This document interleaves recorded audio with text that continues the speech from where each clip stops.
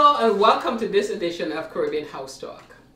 And Caribbean House Talk, as usual, we always aim to bring you the issues from funny to curious and even tearfully serious. And today's Caribbean House Talk, we have quite a bit of spicy dish items lined up for you, as well as very serious discussions in our Dear Help Team segment. And so, hi ladies. Hello. Are we ready to roll into our spicy dish and grab some items? Sure. All right.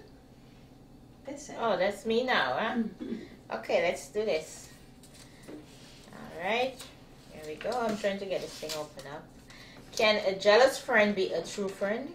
Do you want to take it? I don't think so. Once you're jealous, you're jealous. Friend or no friend, jealousy doesn't have any place in friendship. And I think it's a hindrance to the relationship and the flow of life and the way things will work for you to honestly be there if you need it be. So a jealous friend cannot be a true friend. End of story. I think it's almost impossible. I think it depends on the degree of jealousy. Let's say that you have a particular taste, right? For, I don't know, a car or something that you like. And I say, oh man, I'm so jealous I couldn't get it. That's one thing. But if you're talking about where you just sit there and everything I do you gotta do, or you gotta make comments, or then no, I call it a frenemy, not a friend.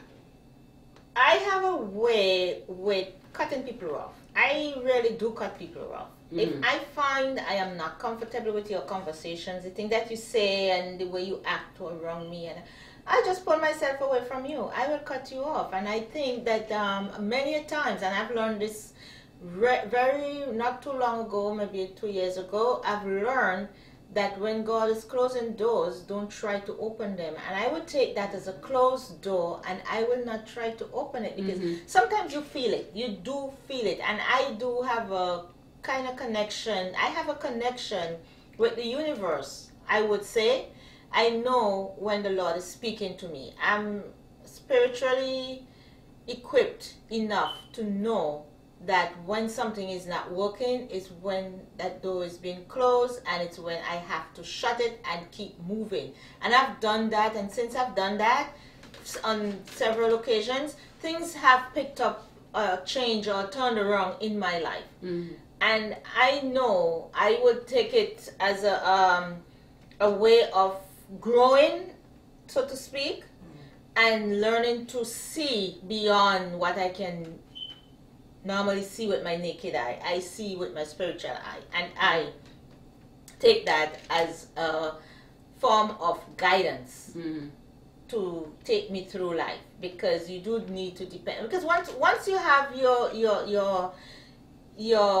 foot in one door, and you want to keep in that door, there's no need for you to try to put your other foot in another door and say, oh, I could have one foot here and have one foot here. It just wouldn't work. Once you're in that spot, you're in that spot.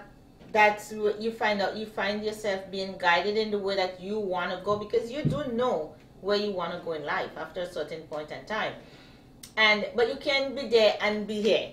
You got to keep it going. And there are people who will pop up in life on your journey to pull you in other directions other than where you are going.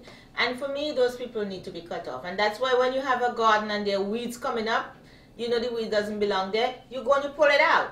It's like friendship. You know the friend is not a true, let it go. If it's not working, it's not working. There's nothing you can do about that. And I have a tendency to, I don't just cut people off. And sometimes there's some people I need to cut off, but I'm not, everybody's different. For me, I look at the good that the person's done. And even if I'm pissed with them, I don't like certain things.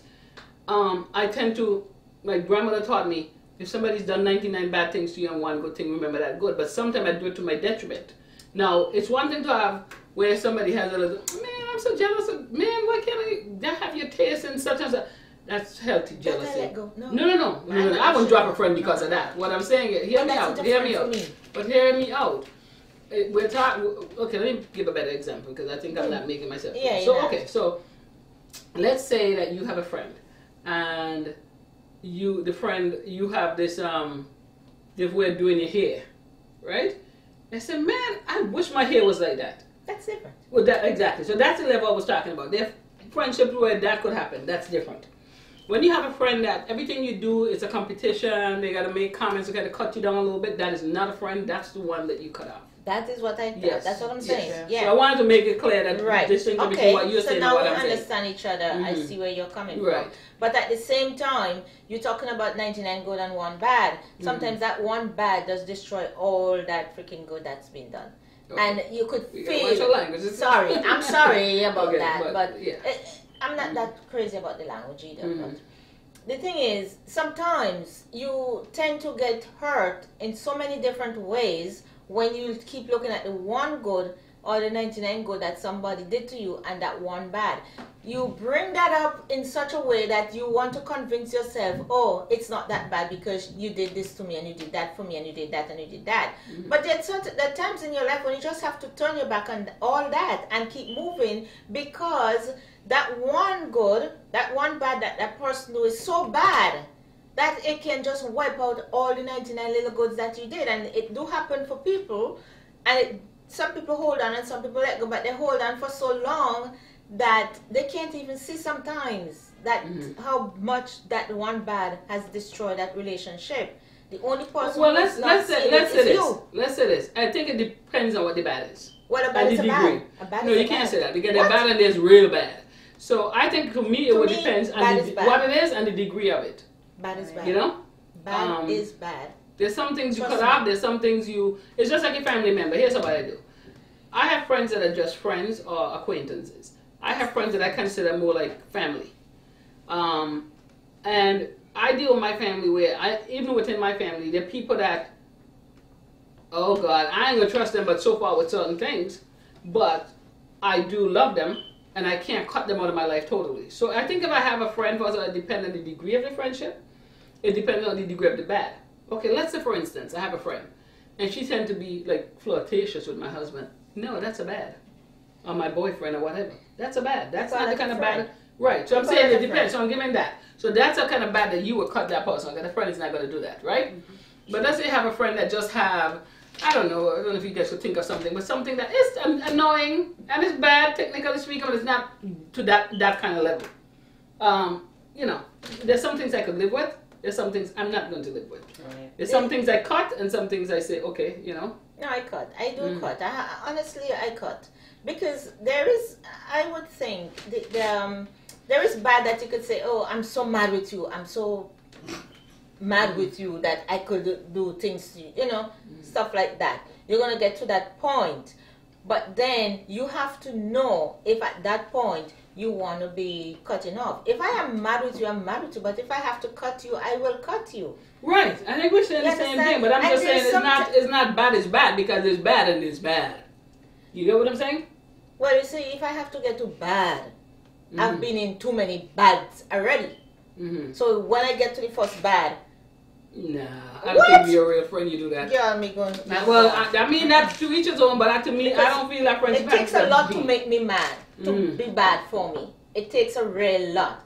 And if I could get to the point where I could say, well, that was bad, I'm not going to get to the point where I have to say, man, that was bad. No, I'm not getting there, because at that point, so when you make somebody make a mistake, you basically cut them. No, that's what I'm saying. It takes more than that to get me to the bad. Well, I think we're saying the same thing. We're not. Okay. There's different levels of bad, as you said. Right. Yes, but I'm not getting to level number 2 in bad with you. No, a mistake is a mistake. But when it gets to the point where I have to say it's bad, that's when I'm cutting you. Because I know what it takes to get me to bad. And I know what it's going to take to get me to bad, which I don't want to get to, because at that point, I wouldn't even get there. I wouldn't even get to that level of bad. So really, then, you know, basically, you know, can a jealous friend be a friend? No. Friend? No. And again, I think, like Trish said, there's a severe... I think if a person is really jealous of you, they're not going to be your friend anyway. Exactly. You have to be really careful around that person. And if I have to be that careful around somebody, you, I don't need your friend. And that's what I'm talking about bad. Yeah. That's I think we're just saying it differently, but I think the essential we're saying the same thing. Yeah. Because for me, if I have to cover up around you, you got to be careful with you, not feeling caught. My friend should be somebody I could trust. Like I once joked and I was saying something with Caroline. I forgot what discussion we were having, and I was saying, if my ex, I was married at the time. I said my husband and Caroline was stranded in an island, and I found out they shared the same. They slept in the same bed. Because they had no choice. They said it was on a rock. They was a shipwreck. They got on a rock, and the rock could only hold two of them. And I wouldn't even think that she would go there with him. Because you know your friend. Yes. But what about the friend that would go there? But if I have to say, if I have to say, I wonder what the hell happened between them two. You're not a friend. You might be an acquaintance, but you ain't gonna be my friend. Exactly. Because I don't have that trust level. Friend, exactly. A friend is somebody that you trust, and you're gonna trust them with anything and everything, unless until they prove you wrong, or if they prove you wrong. Mm-hmm. That's how I feel when I have a friend. I put everything into that person, right? And so I believe in them and I can trust them. And if I can't do that, then you're not really my friend. Exactly. You're an acquaintance, or you're just gonna be somebody that I'm not gonna even deal with. Mm-hmm. Exactly. That's where I'm coming from. Yeah. I have a couple of those people in my life.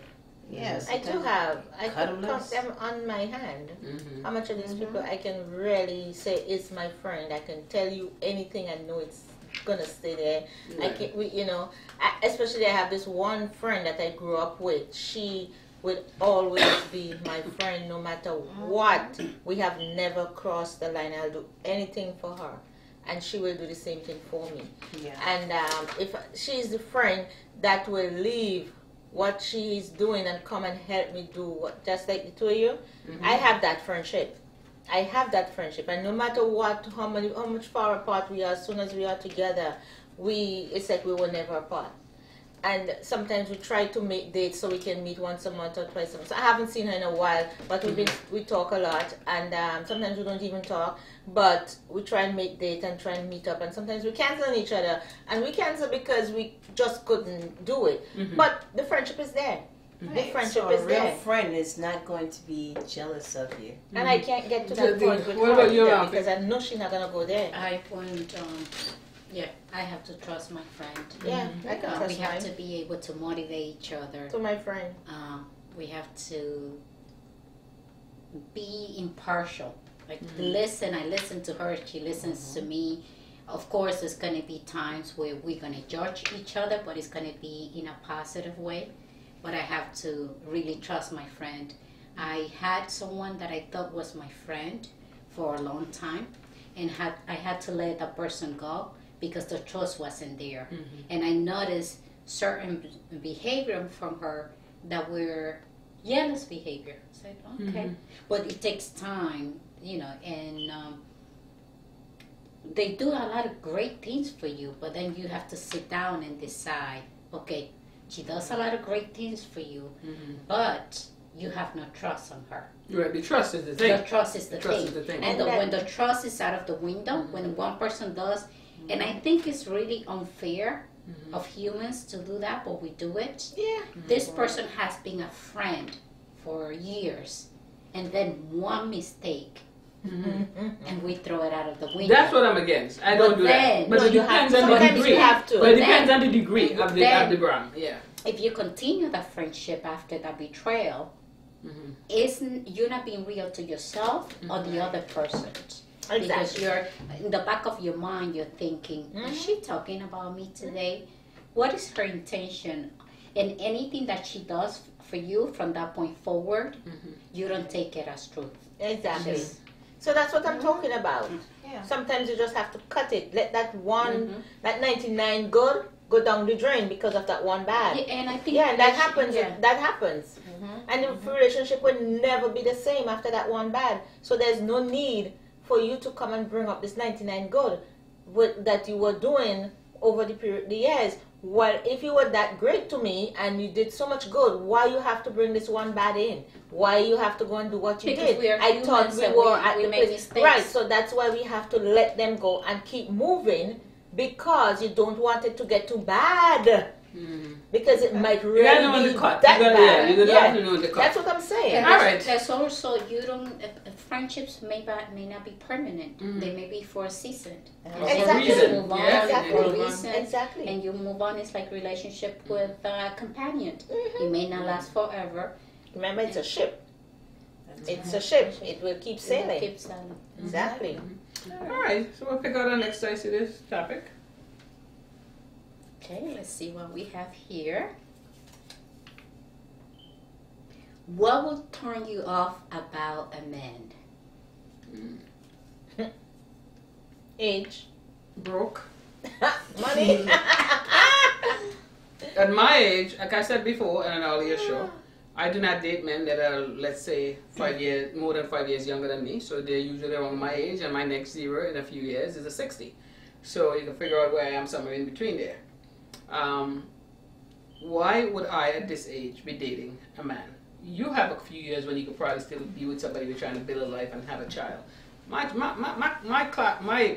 shop has been shut up when it comes to that. At my age, if you are my age and you are somewhere wrong with your vicinity and my age and you haven't gotten your crap together in terms of finances and not making a lot of money, not having this kind of car and that kind of car, but have a job, be able once in a while to take me out for a meal, take care of your own bills, what the hell am I doing with you? What would I be doing with you at that stage? I think for me, it's the one who thinks he knows it all, Mr. Know It All. That's a big turn off because you don't know it all, and you're giving the impression that you have this influence and you have that influence and you know this and you do that, and then bottom line, you sitting there know that he doesn't even know what the hell he's talking about. And that's my big turn off. I don't care about, I mean, I do care about age because I'm not going to go into little boys, no young men, younger people than me. But at the same time, accept the fact that somebody could tell you a thing or two. You know what I'm saying? That you can learn. Yeah. Yeah, honesty and trust are probably the biggest things for me because if I find out you're lying to me, I'm turned off right away. You know, That's a big one for me too. I think my whole life, you know, I've been with my husband a long time, but you know, the thing is that what brought us together and held us together is the honesty. You know, we're very truthful to one another. Communication; those are the important things for me. You know, so that would turn me off right away. For me, it will be not being consistent. Yeah, I need someone, I need a man who's consistent. It doesn't mean that he has to be perfect, but he has, during my process now of dating, I'm pretty upfront with the people that I'm dating now. I tell them, I'm not expecting to be your girlfriend, but I want us in all the phases of the relationship. And it has to be consistent. I'm not saying that I'm a dictator, but I want That might be consistency. too much early on. Yeah, it may be too much, but if a person, I want consistency. So if he says that he's going to call me every day and he doesn't call me every day, at least he has a reason why he didn't. Because I think that I'm a very consistent person, and I want the same thing from that person. And you know, I'm at a stage where I don't even care if you call me every day because I ain't calling you every day, and I don't want you checking on me. I don't want you to call me. Okay, don't check on me because I don't want to control like that. I don't But feel that's that an he's example, checking. right? I don't feel that he's checking on me because when you're building, I think talking on the phone to me is a foundation. How was your day? I will learn about his day. I will know about his pattern, what he does. And also, if I'm important to him, he will make that time to talk to me. Yeah, no. If that's what you see, want. she's in a I mean, stage. You again, guys are you're- married. It is a She's in a different stage, perspective. right. Yeah. She's in a You stage know, where she's we building. have She's a still looking to long-term build. marriage. You guys have long-term marriage. She's in a stage where she's about Yes, and they're would dating. like to build. Yeah, Me, it's different. I'm saying maybe single, What are the- but what with are my the age levels? difference than yours, with my age, I ain't looking to build nothing. You're gonna I come, am you, looking. and I don't even want you to live in my house. Here's the thing: you're not living in my house. No, maybe when the kids are gone, one of us will decide who live where. But right now, I don't want you to live in my house. You need to have your own house or apartment. I have my own house and apartment. And when I have certain needs that need to be met, I'll come visit you at your pad. So I'm in a total different place. You know what? I got married at 21. And that lasted for 17, for 16 I got married years. at 23. Okay. And then it ended. And then I was single for 5 years. And then I got married again, and that lasted for 10 years. So you have to understand, from 21 to up until, 3 years ago, I have never, like, truly, because even, like, when I was, for that 5 years, I did date, but I had my daughter, and she was my priority, and I really wasn't, vested in any of those relationships. I just was dating for dating's sake. So right now, I'm really, like, having a good time. Just not having to answer to anybody. So the person I date, they have to be somebody who have their own stuff. Not a lot, not rich or anything like that, but who have a job, who's able to take care of their own needs. I don't care what kind of car you drive, but have a car, because you will not be telling me about coming to pick you up. I had this dude I was dating a few years ago, and he we met at a restaurant, and he did tell me that the car he was driving was his brother's car, because I think I told you guys the story before. But then the car ended up being his brother's car. You don't have a car.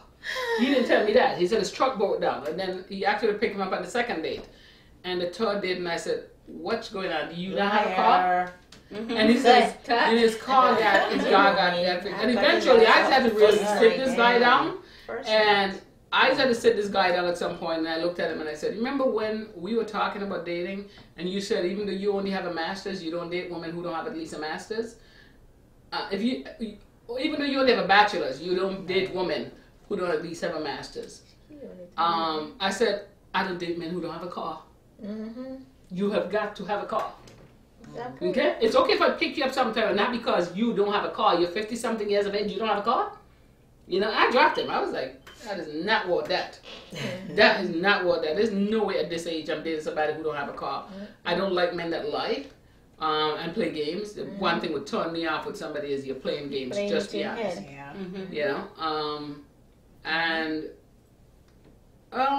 I think that's basically it. Be at least self-sustaining, and be an honest person, be a decent person.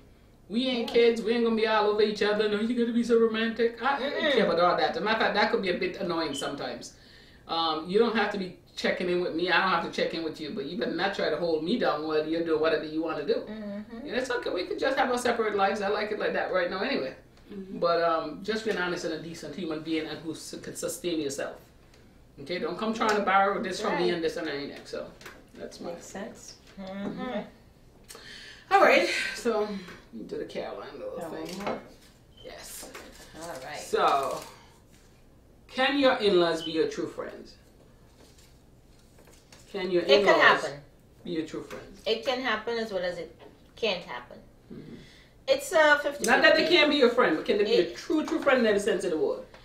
Sometimes you do find that kind of relationship out there. Very few, but it has happened. I've known it to happen to a friend of mine, and up to today, even though she's been divorced from the son, she's still friends, really good friends with the mother, because she really did have a good relationship with her before, when they were dated and married and all that kind of stuff. That woman loved that girl. She loved her, and she still loves her. She doesn't love the current wife as much as she loved that ex-daughter-in-law. So it could happen.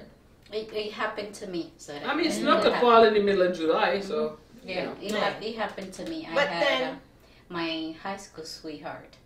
Me and his mother, we had an amazing relationship. She was like my mother. And at one point, because he was a bad boy, and she even told me, "Muffy, he doesn't deserve you." That's how good. And we used to go out shopping, and she was really a true friend, somebody that I could confide on, somebody that I can talk to. And she told me, "You should just go," and I did. Yeah. And you would always be that special person to her. Yes, and her to me, because she, even though it was his son, and she always told me, "You're a great girl." and Because you have to do what's good for you. yeah, because this lady, well, not my friend, we used to work together back in the day when I was working. She would take her every month, once a month, to get her hair and her nails and everything done, and that was their time. Which are cool. The mother, the ex-mother-in-law, and that was their time together. And that woman looked forward to that Saturday, and she did it every month, one Saturday every month, once a month. She would do it for her, and they would hang out. They go out to eat, and do the girl And she's thing. divorced from the. She's divorced from the son. And is he remarried? Yeah. But the relationship they had just got stronger. Interesting. Yeah. But I don't know if they're still alive, much less right now, because that was a while ago. That was a long time ago. What about you, Caroline? When I was working. I'm gonna leave mine for last. I don't know. I mean, I don't know. I think it can. I still think that if it ever comes down to your son and me, you're gonna pick your son. You know what I mean? And naturally. Yeah. So Not in my case. You know what? well, Married I to him. don't think it wasn't. You were married, and it that's the wasn't difference. anything And too it wasn't serious. left a life or death. It was just her looking out for me as a woman. Well, she saw, okay, he didn't have it together. He was no good. So she was looking out She for did you a there. favor, right. That's different. Then you guys been Yeah, married I and have a think it's family and then very break up. different. That's what we're talking about. But it's a sort of It's a in-law, sort of- but it's not as deep. Yeah. Where you could just say, really okay, it's my involved. son's ex-girlfriend, but they're not together, especially you're married again and all that shit. That's totally different. But yeah, so go ahead. I have a tendency, I would think that in most cases, if in a case of a marriage, when the marriage breaks, I think that a lot of the friendships between the in-laws break too. I don't know for sure, but because I haven't experienced that, but I would think that they would. Take it from somebody who's been married and divorced twice. Your in-laws can never be your true friends. They can be your friends, and does not make them bad people. But your in-laws cannot be your true friends, because you have to respect that if there is a break. Even though mother-in-law or father-in-law might be mad with their son and know he did wrong and still loves you, that they have to be loyal to their son, and that's understandable. Your family should be loyal to you. They could tell you you're wrong if you were wrong, but they're going to be loyal to you. So I think in that sense, it's an unexpected, it's an unrealistic expectation to have of someone a family that you're divorced from, to have your best interest above their own. That's not going to happen. Now, there's another issue of something that I hold in mind, because I'm married twice. If two relationships brought ex-in-laws. If I meet my in-laws, I'm cool still. Especially the first in-laws. I'm cool. I haven't really met the other ones since they live in the islands. Since I'm married. But if I met them, as far as my end of it, I'm cool. I don't call. I don't go by, because when I'm done with somebody, it's not that I hate your family. I'm not one of those women that hang around because I still have some need to show that, oh, they love me first and they wanted me first. Because there's some of that goes on. When you have that ex-girlfriend that's still hanging in there somewhere, while the mother-in-law is being manipulated, still want that person in the picture. Because the thing I think about, everybody has ex unless you marry a virgin. And I wouldn't want my ex-boyfriend, my ex's girlfriend to still be that tight. And with my second marriage, I did have an issue. I did have an issue in the second marriage with a situation where they were friends with somebody. I had no problem with that, but they were sharing his phone number up here with this person, right? And I got some communication that were inappropriate for somebody to be writing to my husband. And in the communication, it gave way that they had gotten his information from this person. From his side of the family. And these are people that have been in my homes, and I felt betrayed, and I let them know. I didn't appreciate that. That my brothers have had girlfriends before, but you will not find me giving an ex-woman. And one of the sisters I remember said to me, but they're just friends. I said, how many of his friends have he had sex with? I know this is somebody from the conversation in that email. And to my husband's credit, my ex-husband's credit, I did not find was engaged in this woman. Because if he did, he would have been in some big shit. Some big trouble. But she in this email, and I got your number from such and such, and and she's telling her about her boyfriend, and then at one email she followed up and she said, I just broke up with him. And at that point I was like, no heifer, I know what you're doing. You know? So I did, and I sent her a very, very angry email, let her know I don't appreciate. Yes, I've been reading the emails you sent into my husband. And in case you haven't forgotten, he's a married man with a child, and you need to not send him these emails. You don't need to know about you and your boyfriend and what happened. And I did, but in-laws, once the marriage broke up, everybody kind of went their own way, you know? And that was okay with me, because I'm not hanging around your family. If I meet them, I'm cool, and I'm okay to say hi. And maybe there might be even time, have the relationship where I call at Christmas or something. I don't know. I haven't even done that. But if I run into them, I'm good. Hug, how you doing? You know, my first in-laws, my brother-in-laws, anywhere I meet them, we're still really tight. We're still really cool. But that is his brother. These are his brothers. And I cannot expect them to take his side. And I also feel like if he remarries, that his family does not need to put a strain on his relationship by having me be the favorite or still hanging on there somewhere. I think like when you're truly done, you're not hanging on like that. I think you're not hanging on like that. Or maybe you do have a true relationship with the in-laws.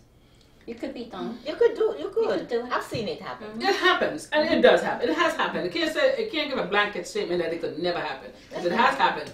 But I think for me, I would want to distance myself a certain extent.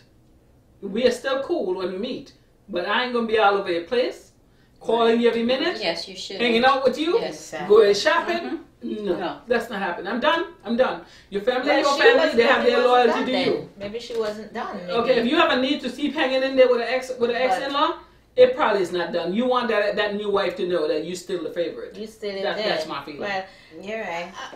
You looking at it from that angle, you are right. Mm-hmm. But it looked like the woman, the way this lady was talking, is that the mother was so accustomed to having her there that no one, like she didn't want anyone else around her. Or She's been a manipulated mother-in-law. I don't know.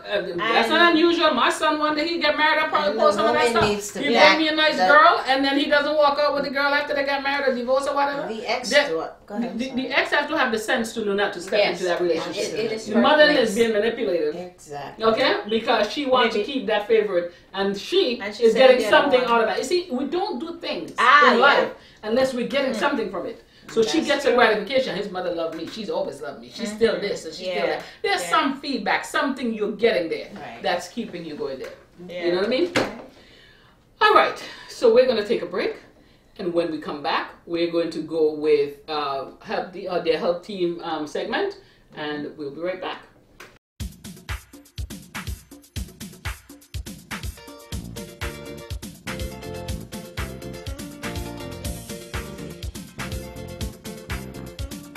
I'm Trish. I'm Mountain. I'm Irma. And I'm Caroline. And we are the Caribbean House Talk.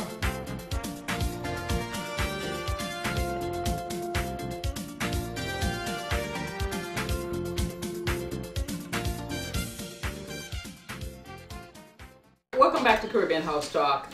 And we're about to go into the health team section of this this program.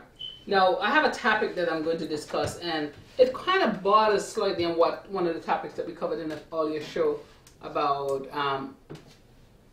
anxiety, but it's not truly the same thing. This one has a little bit more lighthearted moment, at least for me. Hypochondriasis, where you hear people say you're a hypochondriac. Now, I'm the biggest one that ever lived. I'm the biggest one. Let me say this to America. To the world. I am the biggest hypochondriac that ever existed in the universe. But I could laugh about it now. You know when I couldn't laugh about it?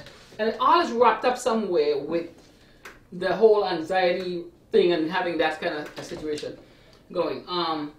Is when I didn't know there was a thing called hypochondriasis. And I truly believe, so I'm going to talk about hypochondriasis. Mm-hmm. First of all, it's a very selfish condition.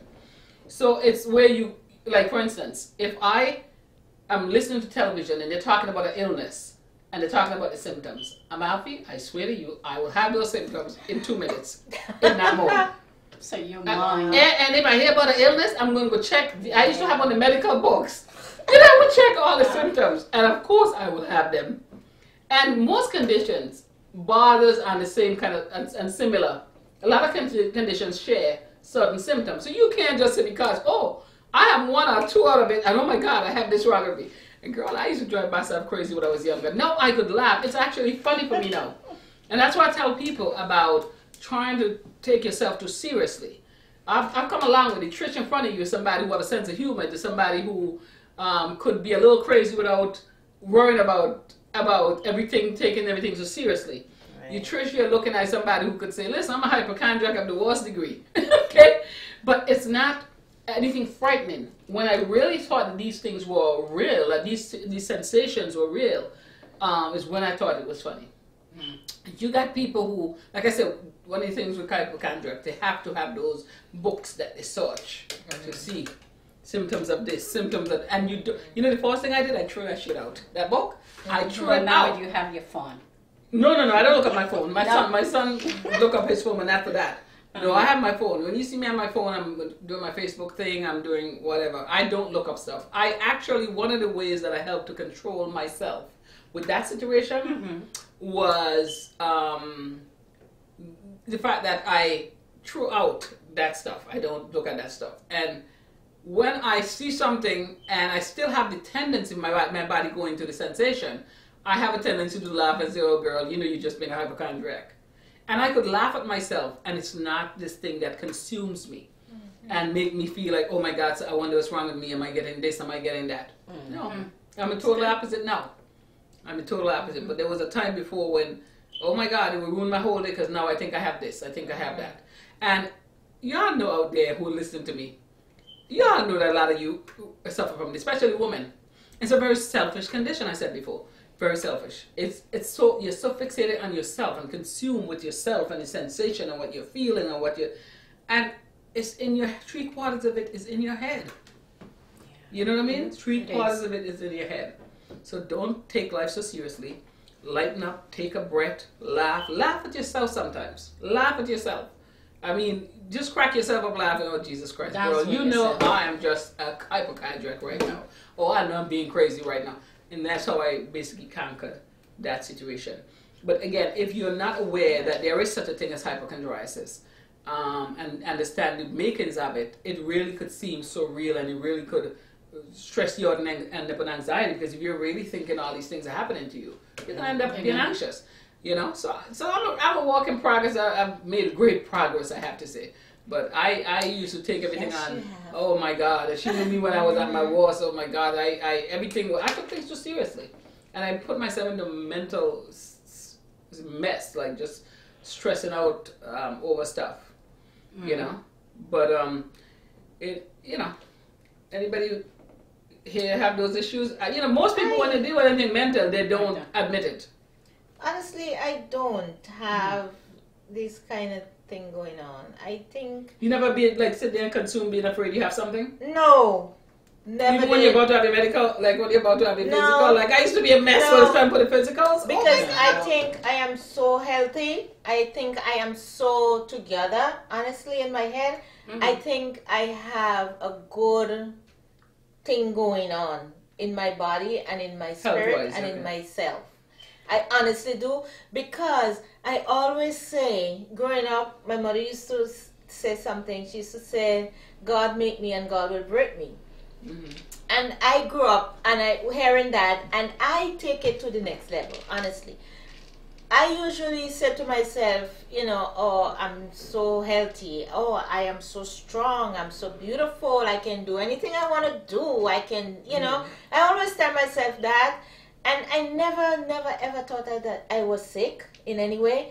When I had my arm, when my arm was being operated and I had surgery on my right arm, because it's doing much better now. But I just think to myself and say, maybe I'm working too much this one arm, because this is the only one I use to cut, and I've cut so much stuff for the past 16 years. I've been doing it full time.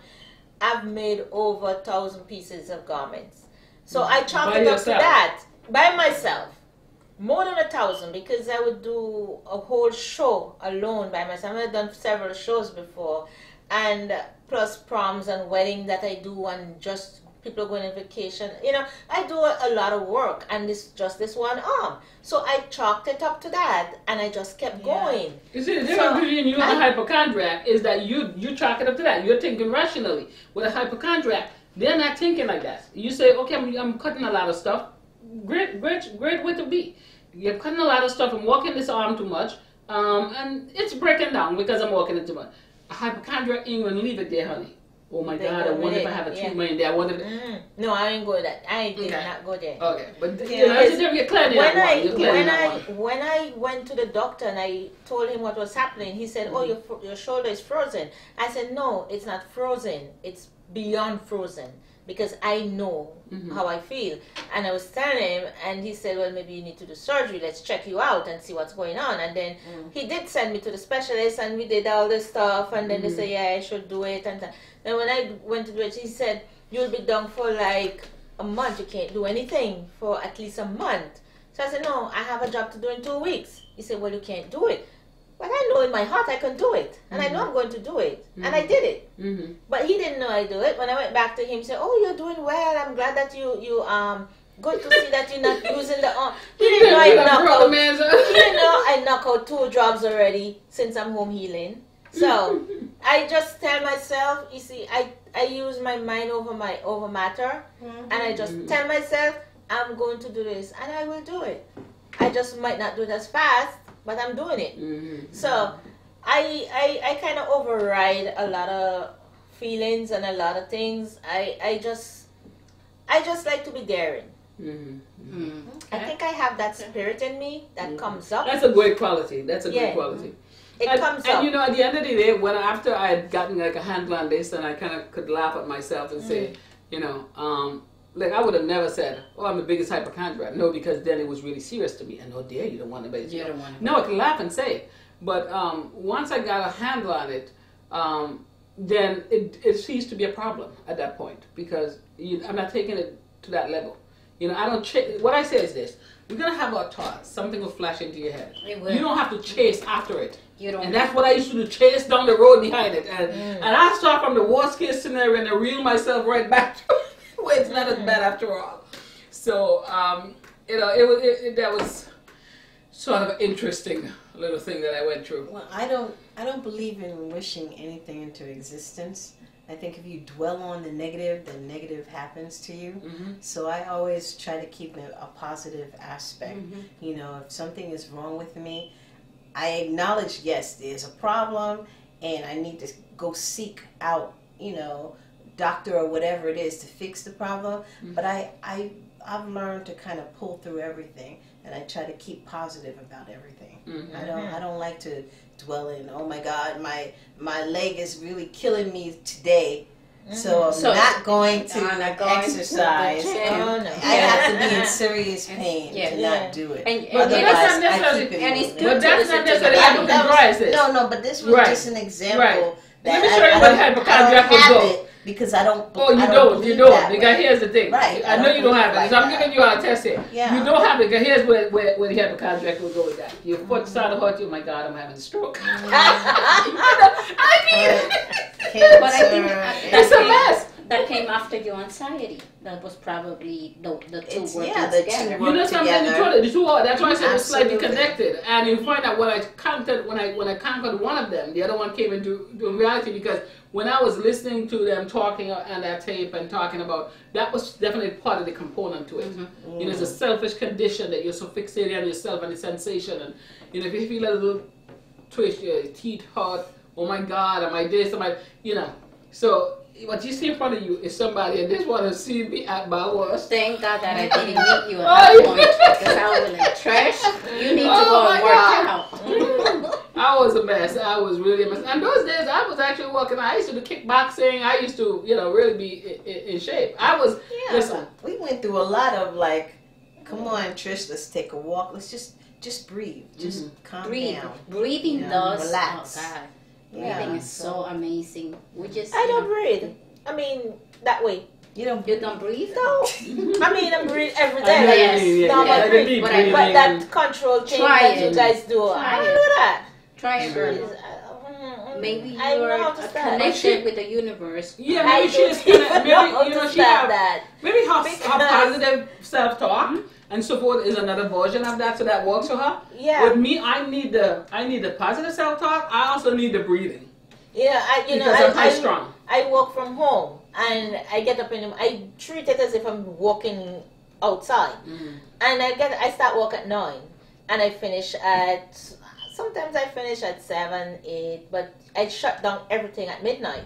Because I like to take an hour after I finish work, an hour and a half. Sometimes it goes to 2 hours to just unwind and prep for the next day.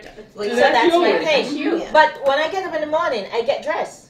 I get dressed. Very nice. That's important. I get dressed. I put on my wear makeup. Oh yeah, I line beautiful. everything. That's 9 o'clock, beautiful. I'm looking as if I'm going out the door, but I'm going downstairs to work. That's And important. that's my thing. And I put on my shoes and everything, and you know. But I have to get a nice little shoe to wear in the house now that it's summertime, because the winter shoe kind of had its time. And I'm gonna do me. I'm doing me. I put on my thing, my perfume, my glitter up myself. I love glitter. I love a glitter. Oh my God, I love a glitter. So That's really good. You know, when you work at home But, like that, yeah, you should. You I do should my treat makeup. it as if you were going out. Yeah. You know, and That's then great. you don't get in a rut. You know, I go to Macy's and get them show me how to apply makeup and all that, and I that's good. practice on myself. I have a friend who is a makeup artist, and she can get little deals online for me, and I give her the money, and she buy the stuff for me, and I'm good. I have it. But the, So, the thing. Let me just say this though. You know, you are an entrepreneur and you do work from home. You don't really have like the high stress, probably like the rest of us, because Okay. you are your own boss. You have Believe it or stress not, because you have yeah. stress to get things done, but you're not stressed from all the other people and other forces, you know, where there's stress in traffic, or You're right. stress, I had to get my kid to school so I can hurry up and get to work, or stress from a boss and stuff like that. So Right. all of Into those this things project, bring yeah. on high anxiety. They can bring on things, you know, To your mind. hypochondriac, all of that, because you got so much going on. There are outside forces that you really can't control. I understand You know what I that, mean? And you're right, because at the time when that was happening to me, when you helped me out, I was in a very high pressure. Even though the job I have now, I have a lot more people under me. At that time, I didn't have anybody under me. I was a specialist. But I was a network administrator, and one of the things that it dealt with was accuracy. So the pressure, God forbid you make a slip and you mess up a partner's account or something. You know, so there's always that pressure, and then I'm doing the masters, and I'm up all night writing those papers and worrying, oh, what did they send it back to me? And at that point, what was going on with me, I had a final paper to submit, and so much was writing on it, and I said, what if she looks at it and says it's an absolute mess? So I put that pressure on myself instead of saying, do the best you can, and if it's not, then you'll tweak it and talk it. Just put all this pressure, this need for perfection, and put some pressure on myself. So that's one thing I learned, is to kick back and not take things so seriously, and do give yourself permission to room to make an error too. I mean, you're human. I learned not to take things seriously when I met my husband. He is master of unwinding and letting things go, and I learned that from him, and now I'm better than him in that sense, because I can easily let go, but he will tinker and think and tinker and tinker and think, and then he will, when he let go, but it takes him a while to get there. But me, I go right there, boom, done. That's it. I'm that kind of person. If I cut you, and that's it, I'm done. I see you, and it's like it's not even you, honestly. So I might be rigid, but sometimes I think I am, and sometimes I know I'm not, because there are times in your life when you really do have to be rigid and let that situation be known that this is what it is. You're right. So, Yeah, right? so Okay. what about Monty, before we close this topic?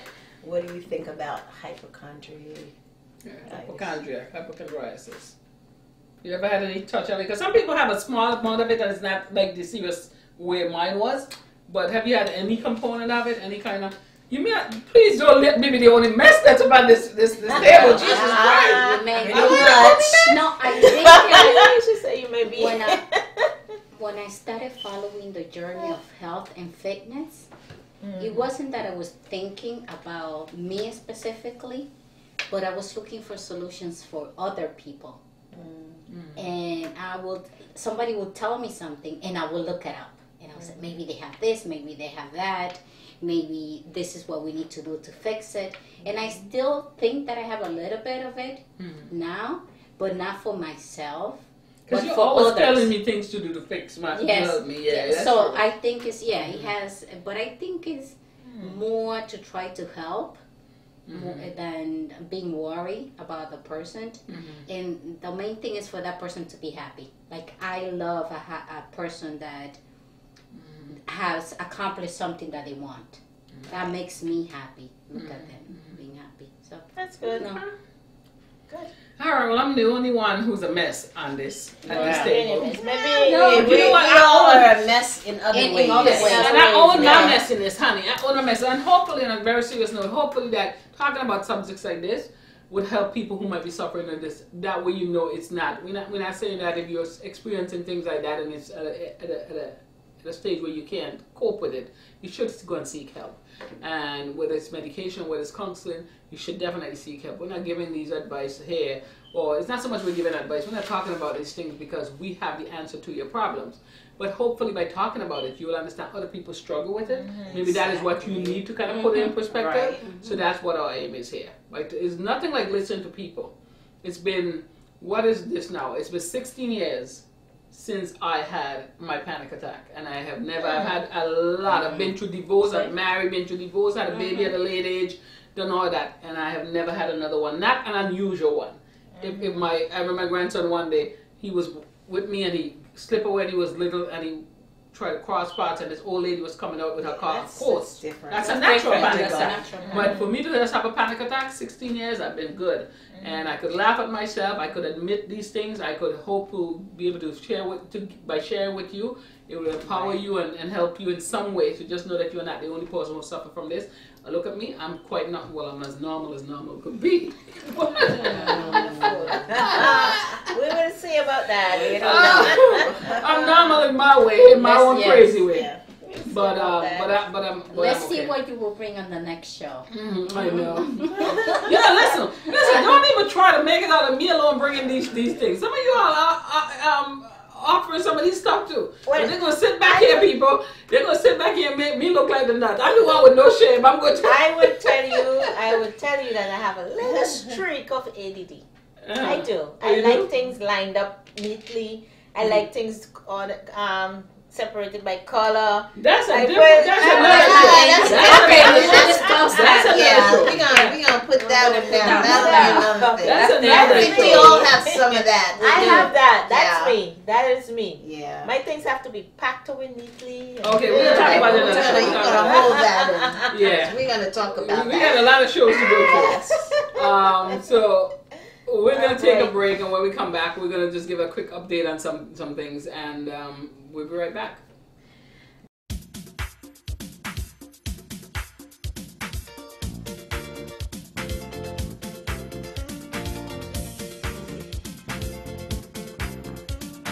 I'm Trish, I'm a mountain. I'm Irma. And I'm Caroline. and we are the Caribbean House Club.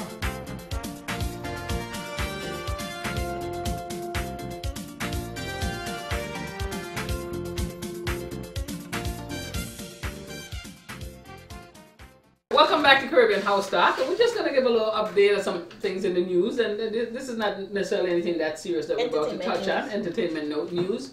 And if you guys watched the Oscars this past week. And was it this week or last week? Last week. It was last week. And there was a little mixed up that one film, I think it was Moonlight, was supposed to Moonlight, where? Yeah. supposed to get the Moonlight Oscar, Best and they Pictures. gave it to La La Land. Right. Do you think these things are staged to just have some controversy?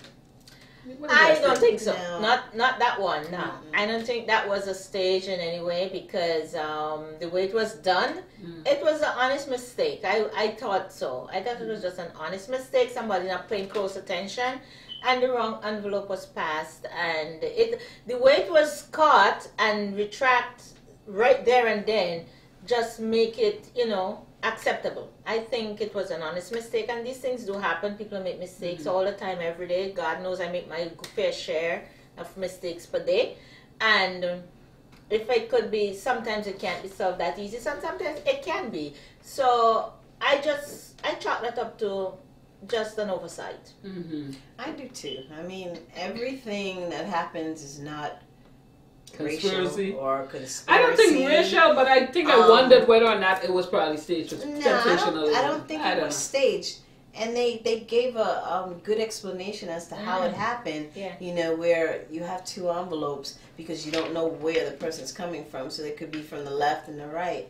And the people got it mixed up and handed it off to the person who was presenting. So I do think it was an honest mistake. Unfortunately for them, it was a mistake that cost their job because you caused embarrassment. So And you got fired for that. Unfortunately, Yeah. for a mistake. I think it was a mistake also. But it, now I want to see that movie because I did see La La Land, and I didn't think it was an Oscar movie. It was just another musical to me. And I'm really, really interested on seeing Moonlight now. That's good. Well, how did the films of color do this year in the back? Because I didn't watch the whole thing.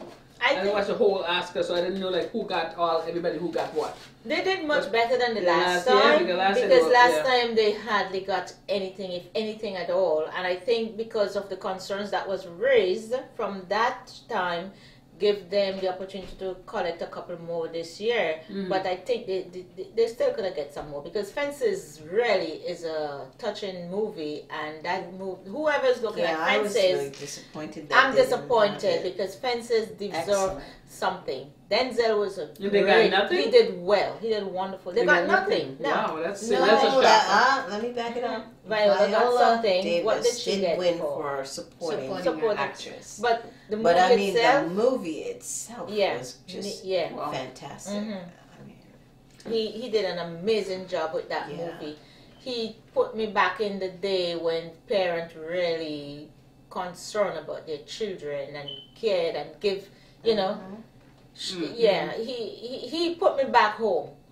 He put me back home in the islands where you have a concerned father dealing with a son who, I don't want to give it away, so you guys go watch it and you can see what I'm talking about. But it deserved something. It really did. Okay. All right, well, listen, there was problems in the world, but I just thought that one was a little curious and knowing you in my little suspicious mind. You know, I'm just wondering what it was controversy. But you guys watched the entire thing, it sounded like. I just came in and watched a little part when that happened. And I thought, what the heck? But anyway, That was the end. there are bigger problems in the I world. see nothing then. So, I don't miss those shows. You don't miss those shows? No. So we are at the end of this episode of Caribbean House Talk. Once again, we thank you for joining us, and we look forward to seeing you in future episodes. But if you should have ideas, information that you want us to address, let's say you have an idea for some of our spicy dish segments, or you have ideas about a topic that's suitable for this help team to kind of weigh in on, please write to us, email us at QXTV1@gmail.com.